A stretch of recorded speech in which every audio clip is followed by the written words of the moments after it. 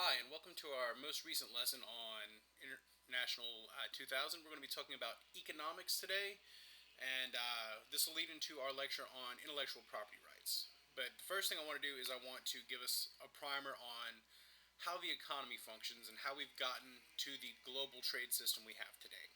I apologize for the slight noise in the background if that's getting picked up. The grounds crew's in, and it's just plain annoying. So apologies for that. So, prologue. This is our first lecture that's going to be switching to actually talking about topics. Now, that doesn't mean we're going to be entirely abandoning theory moving forward, but that the theories are going to more directly play into the topics that we're talking about. So, what we're going to do is we're going to start by looking at the way the global trade system has come to be and some theories that help to explain it. We're then going to kind of narrow our focus and look at the notion of property rights, and specifically intellectual property rights. So this is going to be a little bit outside of what you normally see, but it's also not a full look at the economy. This is just kind of a primer to get you caught up with where the world is today. All right, a quick caveat. Look, I'm not an economist. That's not how I've been trained. But I do consider myself to be a political economist, which is a bit different. So, even though I may not be the most well versed on every single economic theory, I don't expect you to be either.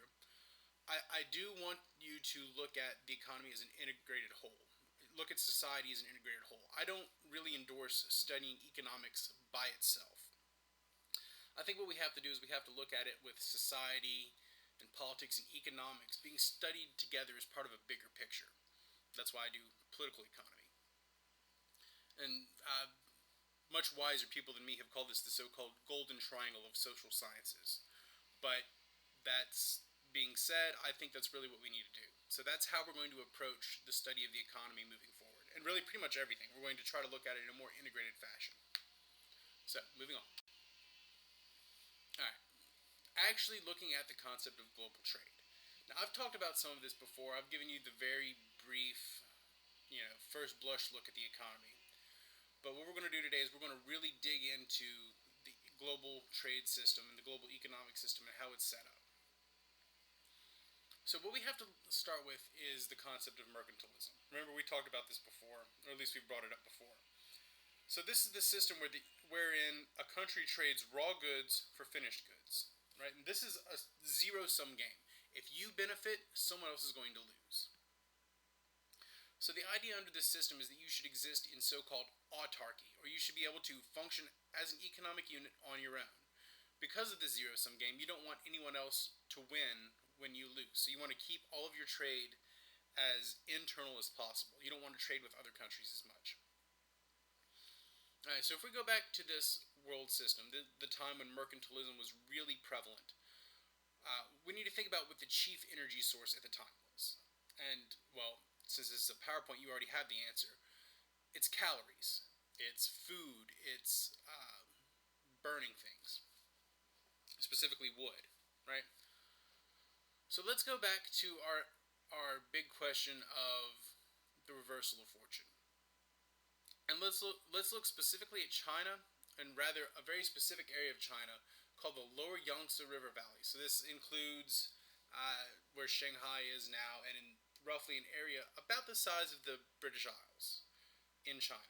They're pretty comparable. So what we're going to do is we're going to compare these two. They were pretty comparable in population, institutions, although one was a pure empire, the other was a bit more of a feudal thing. They were pretty comparable on natural resources. They had similar amounts of wood and coal and other goods. So they were pretty easily comparable areas. Now, why did the UK end up succeeding and China didn't? Well, again, because this is the way we're delivering it. You have a PowerPoint. The UK finds something that they're called ghost acres, right? They're able to offload part of their population and continue to grow. They found, America, where we live today. So they're able to continue to grow their population until their technology is able to keep up and they're able to use new energy sources. Once they're able to capture all of the power from coal and switch to a steam economy. This gave them a bit of a head start to be able to leap fully ahead with the new technology. So this really helps to explain why Britain took off and China kind of stagnated. All right. So back to um, the system of mercantilism. The big thing that helped set up the global economy is the sugar trade, right? Sugar is one of the chief sources of calories. It's quick, it's easy.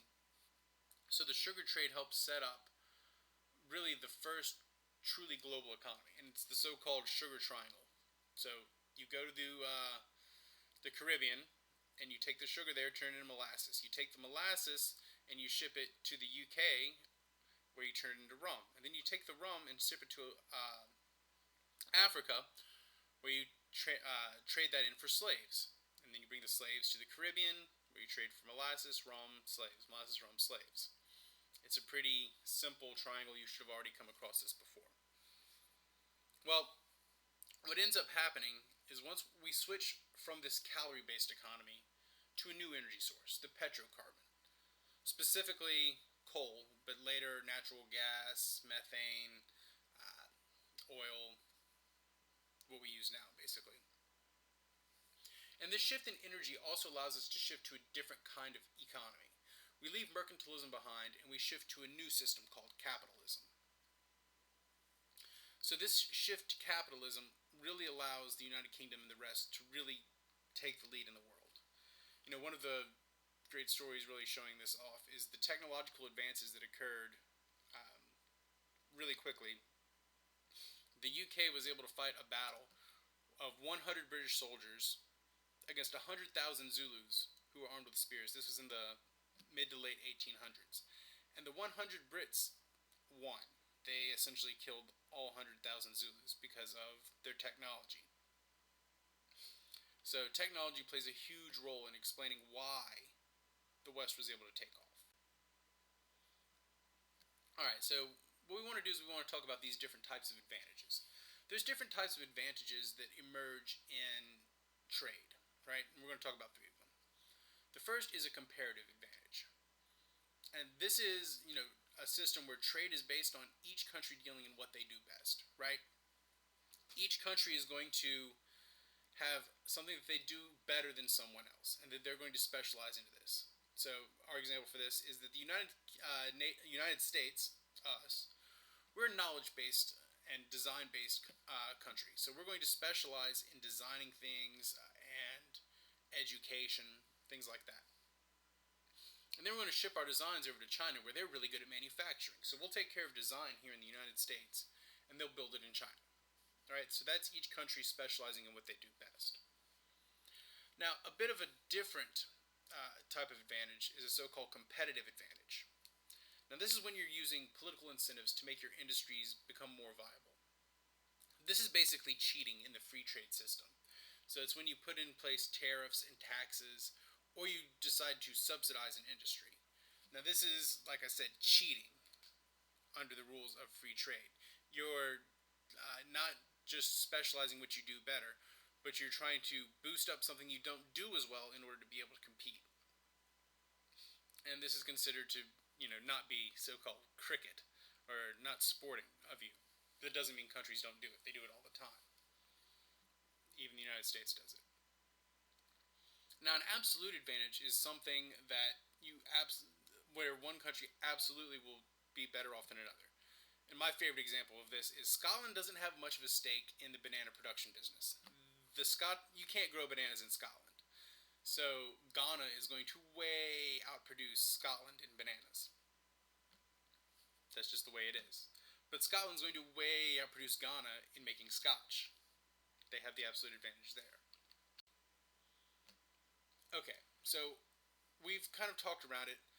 Let's talk about how the first uh, period of globalization came about. We kind of skipped over how the fall came about, how that first global system collapsed. So let's break it down a little bit. And this is going to kind of foreshadow something coming later. And yes, I did just tell you about foreshadowing, so that means you might want to pay attention. So let's take our Wayback Machine back to 1929. This is when the big global financial collapse occurred. So what came before that? It was a period of fast and easy credit, right? People were going and getting credit for pretty much anything they wanted, and they were living outside their means. They were buying up a whole bunch of stock, buying up all sorts of stocks, basically creating a bubble. Well, eventually the credit came due and the bubble burst, and there was a run on the banks. People wanted to get their money out of the bank to be able to be secured with it, right? So this really caused the global financial collapse in 1929, and this really brought about the end of the first big period of globalization. The various states and nations decided to enact tariffs, throw up taxes on imports that would prevent international trade. The one in the United States was called the Smoot-Hawley Tariff Act of 1930, and this caused the depression to get worse, even worse, and people start to blame their government for it. And this is when Herbert Hoover gets voted out of office and FDR gets voted in. All sorts of things go about. So they start to throw up massive regulations and tariffs, all sorts of things to stifle economic growth. All right. Now that's not to say that there wasn't some good regulation that came out of this. I think probably one of the most important pieces of legislation to come out of this period is Glass-Steagall 1933. And what this did is serve as a firewall between commercial and investment banks. Now, you're probably asking, what's a commercial bank? What's an investment bank? Well, you have good cause to ask that because it got repealed in 1999 by Clinton, so they aren't separate banks now. But under Glass-Steagall 1933, there's two separate types of banks. There's the commercial bank, which is the one you go to deposit your money at. That's your Regions Bank, your Whitney, your Tesh. All of those banks are so-called commercial banks. They're the ones who deal with your money and give out loans to individuals. And then there's your big investment banks. Those are the banks that basically exist to make more money. While both are businesses and make money off of interest and such, investment banks, on the other hand, give massive amounts of money to corporations. Now, prior to 1933 and prior to Glass-Steagall, and then after 1999, after it was repealed, these two banks were separate. Well, Glass-Steagall separated these two, made sure you couldn't investment banks couldn't use regular people's money to invest. Without it, investment banks were able to use regular depositors' money, basically mine and your money, your and my money, to throw around wherever they wanted to, put it into the stock market, whatever. So this was a good legislation. It kept big investment banks from using other people's money, which was a good thing. But we'll talk about that later. Right? So let's talk about the slow recovery from the big economic crash in 1929. The really important thing that happened was World War II. This led to a massive economic production ramp up, and it causes the economy to really get back on the correct track. So it took a war to drag us out of the Depression. Now, at the end of the war, the various powers of the Allies decided they wanted to establish world trade again. They wanted to trade again. So in 1944, they went to New Hampshire and set up the so-called Bretton Woods system. Now, this system fosters trade by making all currency throughout the world readily convertible to the United States dollar. And the United States dollar was going to be tied to a certain amount of gold. So essentially, this made international trade much easier to conduct. You don't have to worry about, well, how am I going to pay you for this or that? It makes the trade system work. Now, to do this, they also established the International Monetary Fund. And what it does is it solves balance of payment issues. It basically helps convert payments between different countries. And that's what it was originally established for. It changes its mission in the 1970s, but what you really need to know is that it was originally set up to solve balance of payment issues. It also established the World Bank. Now, what the World Bank does is invest in redevelopment and rebuilding projects.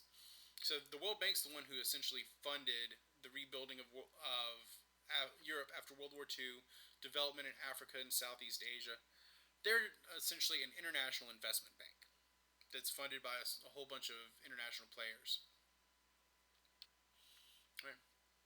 Now, all of this is based on so-called Keynesian economics. Keynesian economics is the the academic baby of John Maynard Keynes. It's his big claim to fame, and he's probably one of the most famous economists to ever live. Now, serves as the basis of the Bretton Woods system. It takes a macroeconomic viewpoint. It looks at the economy as a whole, and what it sees is that industry decisions can lead to inefficient outcomes, and that it's the role of the government to step in and make the system more efficient. So what the government should do is it should spend more to drive up demand whenever demand in the economy starts to flag. Right. So this is our so-called demand side economics. The key in this economic frame is to fight unemployment. Unemployment is the malus maleficarum for Keynesian economics. You have to keep unemployment low.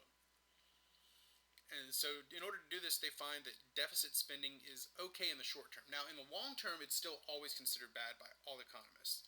But in the short term, deficit spending can be okay in order to keep the economy flowing. So, this often leads to what's called the mixed economy, or a period in the UK called the collectivist consensus that ran roughly from the 1950s to 1980s in the UK. Right? And it was pretty much adopted by most of the first world. Pretty much everyone in the West bought into Keynesian economics. Now, there's something called the GATT, the General Agreement on Treaties and Tariffs, that was adopted in 1947, and it was really important to helping to foster free trade.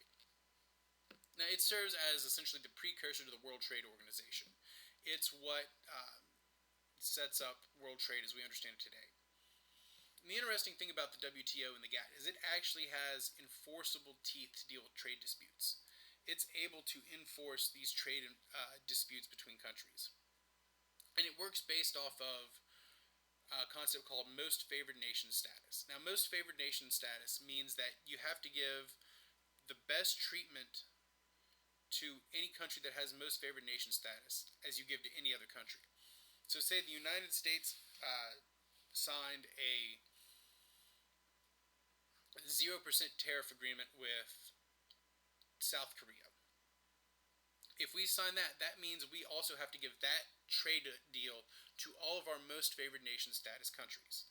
So what the WTO is essentially a global organization of interconnected most favored nation states. Right? So it ends up with setting up really good treatment for everyone within the World Trade System. There's a lot of advantages for joining it. Right? So we've been talking about trade for a while now. Let's think about what it is that we actually trade with. How do you conduct trade? Right? So you could either barter, trade for certain goods for other goods. You can trade services for different goods. So if I have 3 chickens and you have a goat, I could trade you my 3 chickens for your goat, and everyone wins. Or you have the goat and I decided to help you plow your field, and you're fine with that. That works. I could trade you. You still have your goat. I could trade you a couple of bolts of linen, and you like that. Or I could trade you a couple of lumps of silver, and you'd be cool with that. Womp them. Sure, why not? You like the little shiny beads? Take them. But mostly, what has emerged is the concept of money. Now, what is money? It's a pretty basic question to ask, but it's really important to understand. Money is simply a stand-in for bartered goods, right? What it does is it provides information. The price and the money provides you with information of how much something is worth, and it really just gives you information about what goes into it. But there's a lot of different types of money out there. So how is it that we trade different currencies? Well, there's 2 different ways of accomplishing this. One is through specie, and the other is through exchange rates. Now, what specie is it's valuable metals. So it's the ability to rapidly convert your currency to a valuable metal that you use for an exchange currency. Right? And this was how things were conducted until 1972. Gold was the standard for international trade. All soft currency, all paper money, was easily convertible to some sort of valuable metal, specifically gold, until 1972 when we tore down that system. And now we function on fiat currency, which means hey, it's just a piece of paper, and we just agree that we'll all hold to it.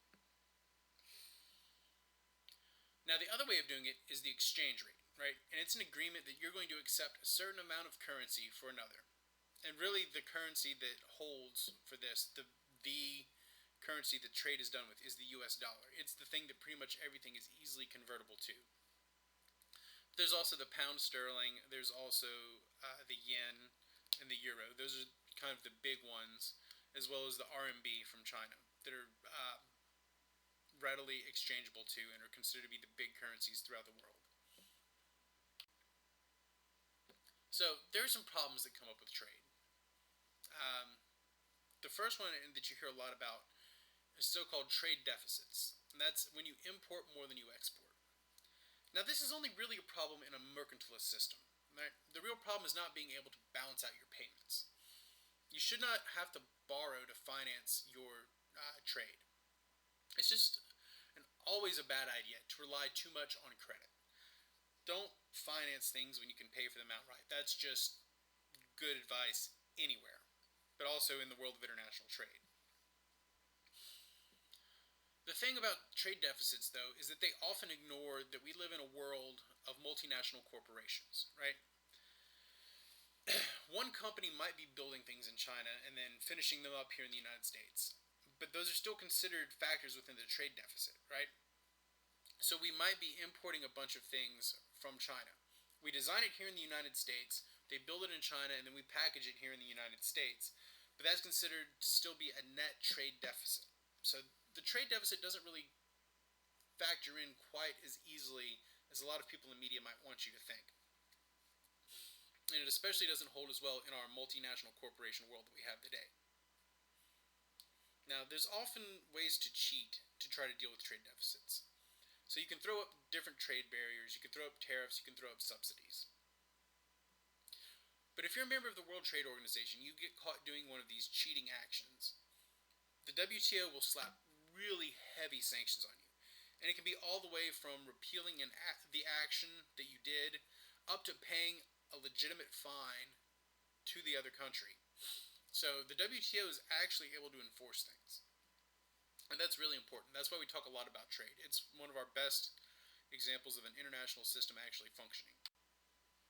All right. So, what are some ways to help foster trade, make trade happen more readily? Well, the first is our so-called regional trade blocs. These are trade groups that are set up within different regions in the world. The most prominent ones are the European Union, the North American Free Trade Agreement, the Association of Southeast Asian Nations, and then Mercosur, which is in South America. And all of these kind of tie together through the World Trade Organization, which is kind of a global trading bloc. Okay, just an aside on the people that protest the World Trade Organization. It's kind of a weird bunch when you look at it.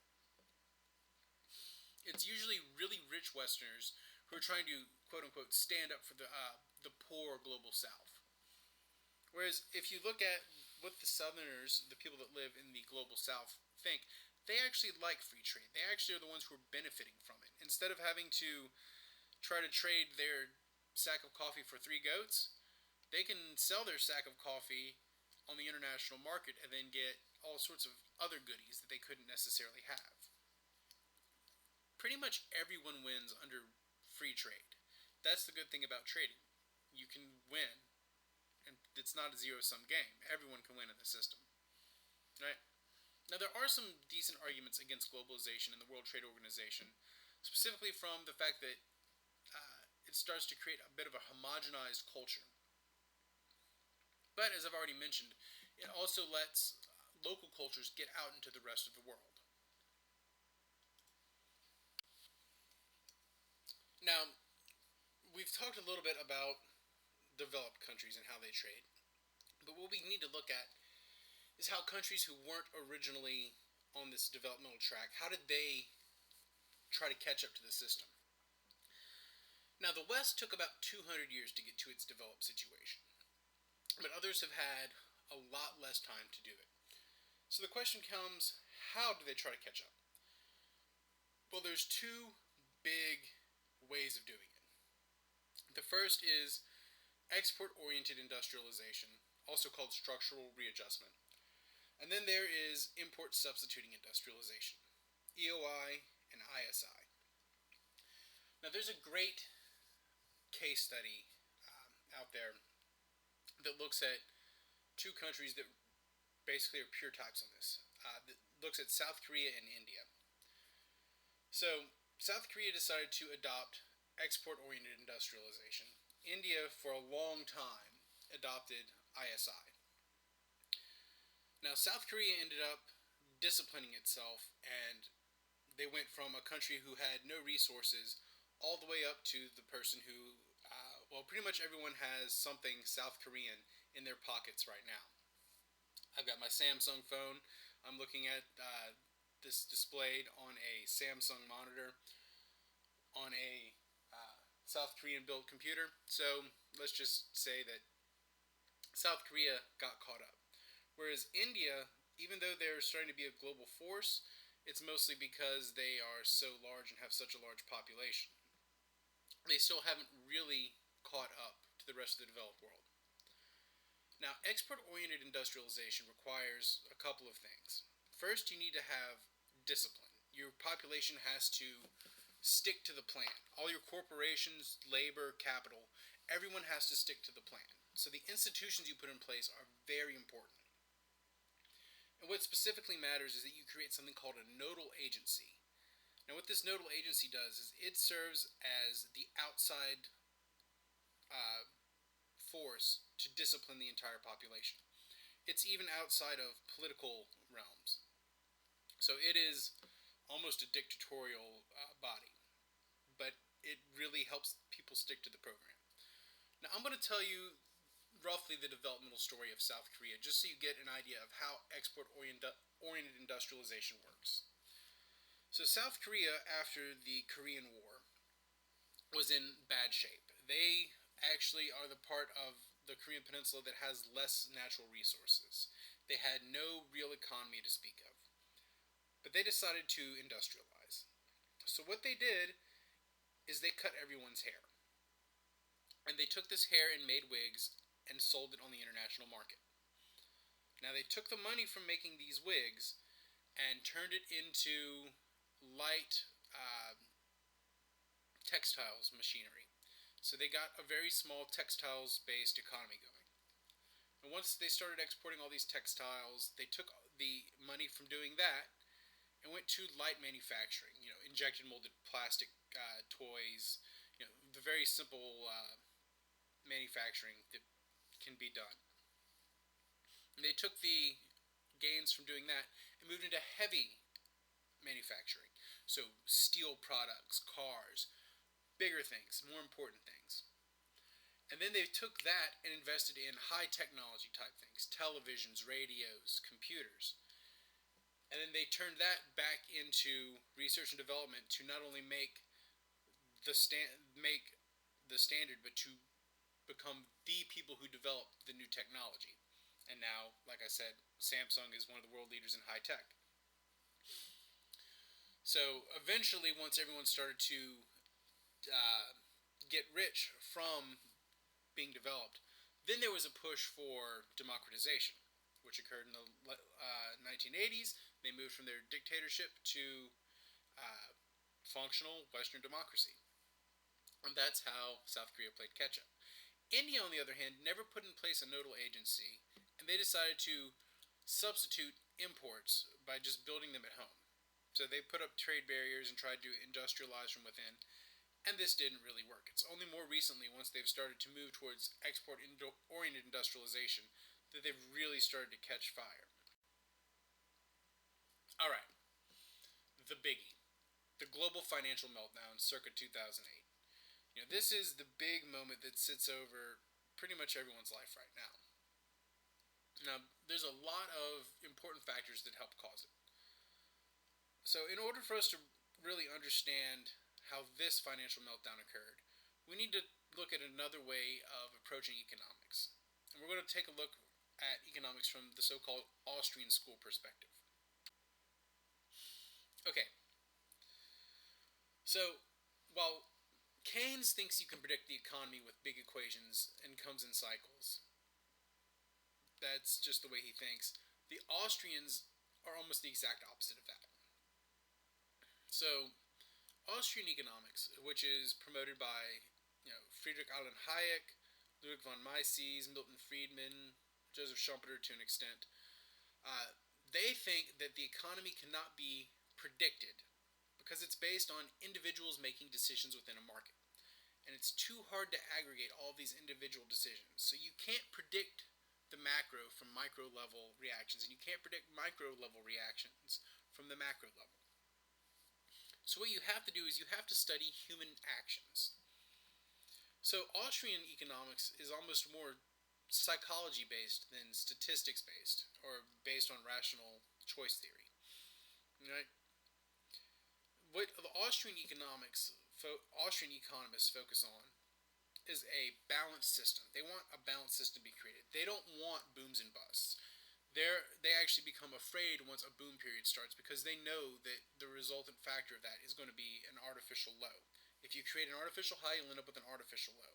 So instead, what they focus on is creating a balanced economic system. All right, so let's get technical, right? So bear with me here. And there's a really good video I posted on Moodle that's not required, but really is quite useful for this. So give it a watch. All right. So the Austrians think that interest rates shouldn't be too low. If you keep your interest rates artificially low, this is going to lead to too much easy credit, too much money floating around the system. This leads to your currency becoming devalued, right? Your money supply gets artificially big.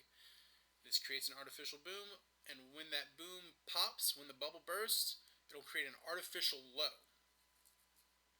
Okay, what we have to back up and talk about is the fractional reserve banking system, right? And this is how banks function. Banks can lend out more money than they have on hand. This is how you create credit.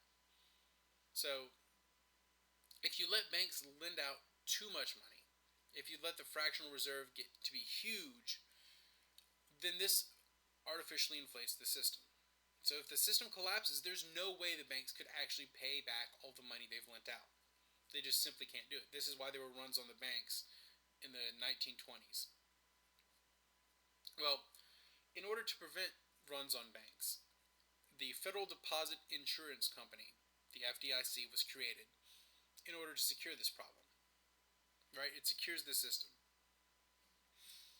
But when you remove Glass-Steagall but leave the FDIC in place, this creates a big problem, and we'll get into that in a second. Right? But back to the Austrian school. So the Austrians think that fighting inflation is key. They think that employment can get a little bit higher as long as the dollar is worth a constant amount. As long as you know that the money you have today will be worth the same tomorrow, that's okay. But what they find is that when you create insurance, this will create an incentive for an individual to take advantage of a temporarily mispriced good, right?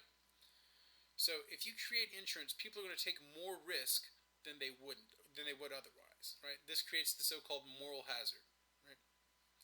So the moral hazard is when you, by taking away risks, this promotes risky behavior. So if you make people have to pay the consequence of their action, this will cause people to act with more caution, right? If people have no safeguards, no safety rails, they're going to live much more cautiously if they actually have to pay the consequences of their action. Well, central banks serve to remove the consequences of operating in a free market. Central banks serve to make the free market less free by instilling moral hazard. Now, the Austrians, to counter this, advocate for a specie-backed currency. They want a hard currency because this helps keep inflation low and allows for the market to function without outside intervention. Now, the Austrians are often known for being big proponents of deregulation. But with this comes the notion that you have to live with your consequences. So they think that you should shut down regulations, but You should also get rid of insurance at the same time. So you have to let people live without safety rails, but they also have to live with the consequences. So, back to the global financial collapse of the 2000s. In the 1970s, the Austrian school began to become really popular in certain academic circles.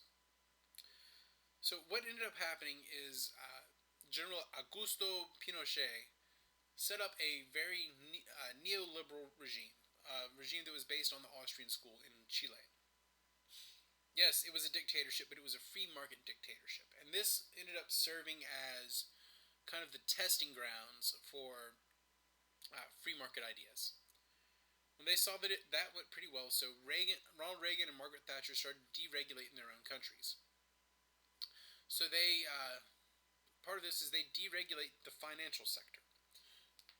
The financial sector is essentially the sector of the economy that deals with money, but they don't actually make any physical goods. They just make money. Now they start to deregulate this sector, but they don't get rid of insurance within the system, right? Now don't just blame this on the right wing. Uh, this was continued by both parties. So both Republicans, Democrats, liberals, conservatives, uh, labor, conservative, whatever. All the parties involved did this. Now, like I already mentioned, the big one for this was 1999 when they repealed Glass-Steagall. So they tore down the firewall between commercial and investment banks. And Europe also deregulated pretty similarly. Now, like I mentioned, the financial sector are people who make money from financial instruments. Now, these financial instruments are essentially just gambling on debt, whether or not debt's going to pay off. They're basically casino games. They're illegal for the internet, for the world section, for the financial sector. Let's look at the first kind of big hiccup in the late 90s, early 2000s, the dot com bubble. Everyone wanted to buy dot com stock. But during this system, during this time, people were betting with their own money, right? So once the dot com bubble popped, people paid their own consequences. There was no need for a real bailout. We didn't have to bail out the dot com industry. People lost a bunch of money, cashed out, we moved on with our lives. Well, after the dot com bubble, the commercial investment banks began to merge with each other. So during this time, the financial guys were starting to be able to buy financial instruments with other people's money. They were betting with other people's money, and this money was backed up by the federal government. You tie this in with the fact that the government sets up a mortgage system that forces people into bad investments, especially in the housing market, right? The so-called subprime mortgage system.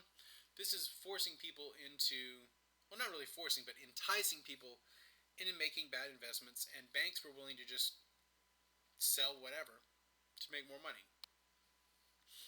So what ended up happening is free and easy credit getting spread left, right, center, up, and down, right? And this was given to people who didn't understand, right? There was no way they would ever be able to repay these loans. The new season of Arrested Development has a great example of this. If you haven't watched it, well, you should. Right? So the government says that they're going to back this up, right? And then there's the whole notion that real estate can never go down in value. Notice the hashtag sarcasm there. Because as we all know, real estate can in fact go down in value. So all this bad debt's getting put out there, and all these financial guys start inventing financial instruments to buy up the bad debt and start making money. Well, what ends up happening, as we all remember, the real estate market, the bubble, it popped. Well, once that happened, two big companies, Lehman Brothers and Bear Stearns, got caught with holding too much debt, and this really caused the entire financial system to come to a collapse. Now, in order to shore it up, President Bush W. decided to push through the Toxic Asset Relief Program. He bailed out the banks. In order to do this, the reason why he did this was to protect other people's money. Well, all this stuff goes on, and it really hurts consumer confidence. No one wanted to buy things. particularly really bad cars, really poorly produced cars like GM and Chrysler. So we had to bail those out too, right? And then President Obama comes to office and he pushes through more bailouts. It's really just more of the same. What we've seen is that the Federal Reserve has had interest rates at essentially zero for about half a decade now, and looks like it's going to continue for a while longer yet. Now, even with these interest rates really low, no one really wants to go out there and buy things. We're just barely starting to see some signs of economic recovery. But for the most part, politicians just want to be seen as doing something, right? So they go and they throw up new regulations, but they're not addressing the real problems. They still haven't really reestablished something like Glass-Steagall. Factor in at the same time we've been fighting two really expensive wars, and this has led to a humongous national debt. Okay, let me give you a little quick note on deficit solutions, problems of this deficit. Historically, receipts by the government are about 18% of the GDP, no matter how you manipulate the system. So if you can keep your spending under 18%, you automatically fix your deficit. It's amazing. Okay, other thing, the debt ceiling. We're going to see another debt ceiling battle go on this summer. Now, let's pay attention to what this really is. The debt ceiling is how much debt you are allowed to repay, not how much debt you are willing to carry, right? We already have more debt than the debt ceiling would allow. So what you have to do is you have to raise the debt ceiling. You always must raise the debt ceiling. I'll say it again. You must always raise the debt ceiling, because if you don't, the United States will then default on its debt, which will then collapse the entire global financial system. So I don't buy into anything you hear from talking heads on the TV. You have to raise the debt ceiling. And this is coming from I'm not really supposed to reveal my own political leanings, but I'm a pretty heavily Austrian economics oriented guy. I think we should be cutting spending. That's a separate issue. You always have to raise the debt ceiling no matter what. You cannot default on your debt. Sorry, soapbox. But again, the spending is the separate issue. Now, I know that's a lot for us to take in one go. So, what I want us to do is reset, and then we'll move to the next lesson, which is intellectual property rights. So, if you have any questions, feel free to Skype me, tweet me, get in contact with me, and we'll talk this through. I know this is a lot of complicated stuff, and I really think it's important that you understand this stuff. So, please contact me whenever you can. All right, thanks, and have a nice day.